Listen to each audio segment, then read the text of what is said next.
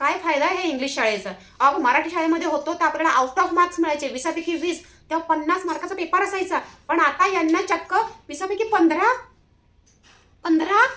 बाकीच्या सगळ्या विषयांमध्ये 20पैकी 19.5 आहेत.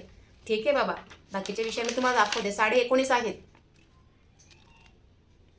आहेत.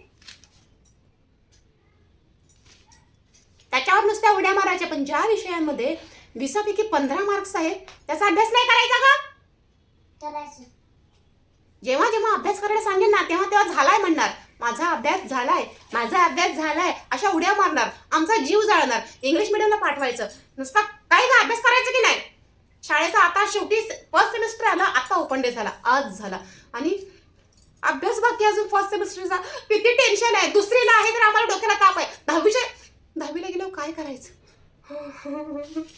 अगं 20पैकी 15 नाही ग, 20पैकी 20 पाहिजे.